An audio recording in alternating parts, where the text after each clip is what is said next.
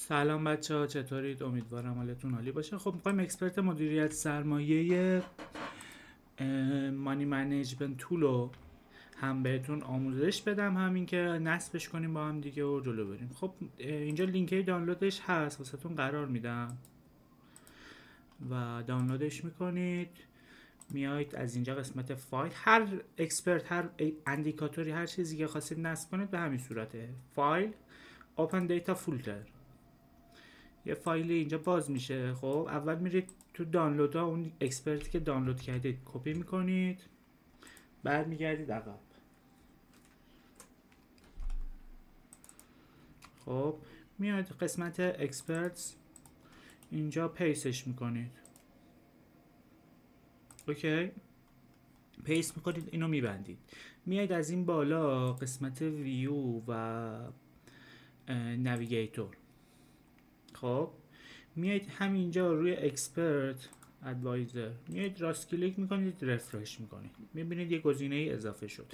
تو اندیکاتورها هم میتونید اضافه کنید و فرق نداره. نگاه اکسپرت قبلیه رو گلوری هم یه مانی منیجمنت که من توی اندیکاتور رو زدم، روش دوبار کلیک میکنید یا راست کلیک اولی رو میزنید و از همون اول این تیکا رو میزنید، اینپوت، و این هم تیکش رو میزنید. و اینجا هم یه سری موارد داره، میگه آقا ریسکتون میخواین چند درصد باشه تو هر معامله 1%. داخل اکسپرت هم حالا اینا رو میتونید تغییر بدید. خب این یه SL و TP ثابته که ما باهاش کاری نداریم و اینا هم رنگاشو، اینم من میذارم روی 1/2 که بهم بهتر نشون داده میشه، خیلی کوچیک نیست. خب ببینیم که میاره الان یا خیر. یه مورد دیگه، یه حالا این اینجاست دیگه، چرا نیاورد واسه ما. یه مورد دیگه هم بهتون بگم بچه ها، شما همون اولی کار که متاتریدر نصب کنید، قسمت تولز آپشن رو که بزنید و اینجا اکسپرت، این گزینه این سه تا رو فعال کنید، اوکی رو بزنید. حالا از این بعد دیگه اکسپرتاتون رو که نصب میکنید، یه بار دیگه بذارید من بزنم ببینم چرا بالا نیاورد.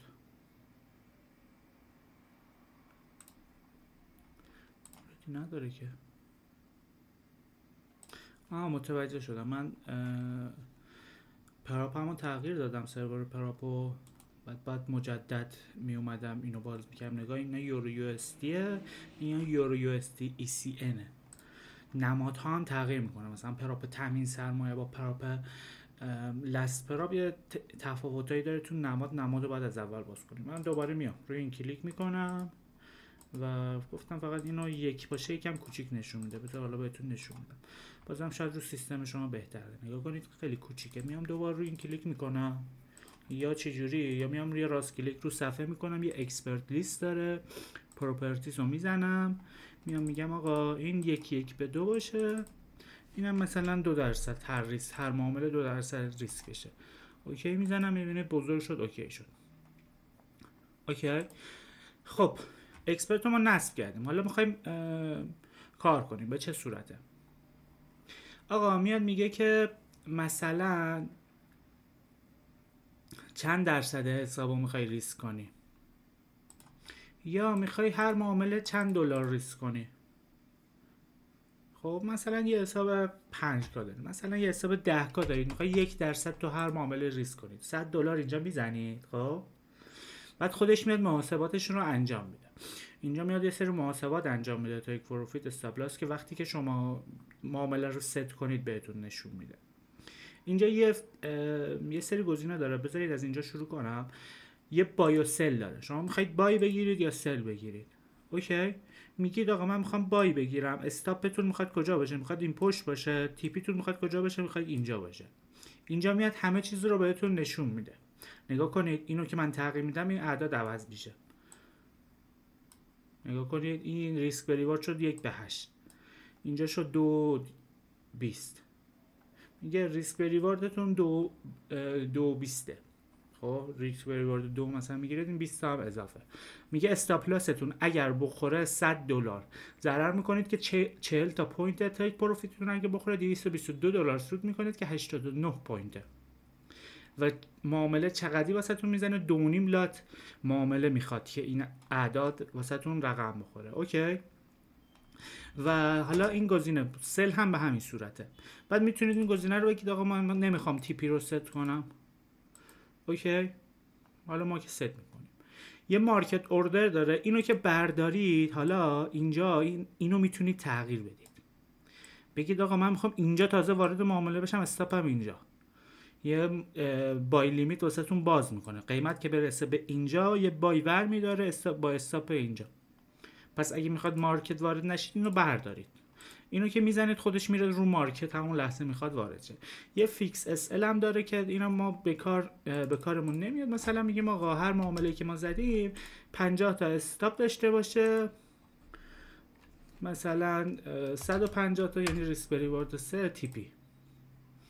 شما الان بیاید و اینا رو بندازید رو هم، میگه آقا اینجا وارد معامله میشم، اینم استاپم، اون میشه تیپی 2 تون. خب حالا مثلا بخواید من تا تیپی 2 کلا گذاشتم، تیپی 2 رو میخوای ببینید نگاه این محدودا میشه. اوکی. حالا اینو دقیقش رو در بیاری عددت هم درست میشه. اوکی. اینو ما اصلا کاری نداریم بهش که انقدر توضیح دادی. و یه کانفرم داره، هر وقت بخواید این معامله ست بشه کانفرم رو میزنید و روی این گزینه میزنید. الان اصلا بازار بسته است، ما نمیتونیم وارد معامله بشیم. اوکی. از اینجا هم مثلا میتونید آقا بگید درصدی واسمون بزن، 2% اکویتی، هم اینو اصلا تغییر نده، 2% اکویتی بگو آقا میخوام وارد معامله بشم. اوکی. و از این طریق ما میتونیم کامل دیگه توضیحاتشو دادم دیگه، مورد دیگه هم نداره این اکسپرت که بخوام بگم. این هم رنگشو میتونید تغییر بدید. مثلا واسه من که رنگ بک‌گراندم تیره است، میگه اینتریت رو روشن کن. اینا دیگه دل بخواه دیگه. حالا اگه بیام اینجا مثلا یه بای بخوام بگیرم، اینم مارکت اوردر نباشه، نگاه این رنگ چیزم اینجوری شد، سفید شد. به همین سادگی کار خاص دیگه ای نداره و همین. این گزینه‌تون هم فعال باشه. گفتم دیگه از قسمت تولز شما بیاید یک بار این سه تا گزینه رو فعال کنید دیگه به اون باگ های عجیب غریب نمیخورید و اینجوری راحت میتونید وارد ریسک منیجمنتتون رو خود این اکسپرت مدیریت کنه. خیلی خفنه. اینجا هم میتونه کوچیکش کنه. تمام. من داخل سایت کاپیتان فارکس هم همیشه هر دو نسخه متا تریدر 4 و 5 رو هم قرار میدم و میتونید ببینید حالا و ازش استفاده کنید. لینکش هم واسهتون قرار میدم.